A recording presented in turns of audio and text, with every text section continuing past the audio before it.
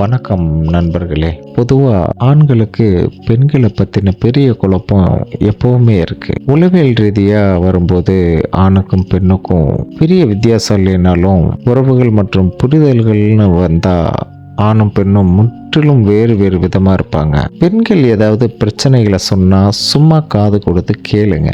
பெரும்பாலும் பெண்கள் பேசுவது பிரச்சனைக்கு தீர்வு கேட்டு இல்லைங்க, தங்களோட மனபாரத்தை இறக்கி வைக்கத்தான் பேசுறாங்க.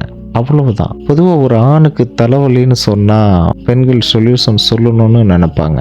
இது ஆண்களுக்கே பிடித்த சொல்யூஷன். ஆனால் பெண்களுக்கு எந்த சொல்யூஷனும் அப்படி தேவைப்படாது. பெண்களுக்கு உணர்ச்சி, எமோஷனல் என்னதான் அதிகம்னு சொல்லப்பட்டாலும் சிலதை அப்படியே ஏற்றுட்டு கடந்து போயிடுவாங்க. இதெல்லாம் மாறாது, ரொம்ப நாள் ஆகும்னு ஏதாவது தெரிஞ்சா கூட அதில் ரொம்ப நேரம் செலவு பண்ண மாட்டாங்க, கடந்து போயிடுவாங்க. பெண்களுக்கு பெண்கள் எப்பவுமே பிரச்சனை இல்லைங்க. பல நேரத்தில் விட்டு கொடுக்காத நட்பும் உறவும் அவங்கள்ட்ட தான் அதிகமாகவே இருக்கு. ஆண்களை விட பெண்களுக்கு தான் ஓடி சென்று உதவும் குணமும் அதிகமாக இருக்கு. பொதுவாக பெண்களுக்கு பெரிய பெரிய விஷயங்களை விட சின்ன சின்ன விஷயங்கள் தான் மனரீதியாக பெண்களை மகிழ்ச்சி அடைய வைக்குது. ஒரு பெண் தன் மனசுக்கு மிகவும் பிடித்த ஒரு ஆண் மீது தான் அதிகமாக கோபப்படுவாங்க, அளவுக்கு அதிகமாக சண்டையும் பிடிப்பாங்க.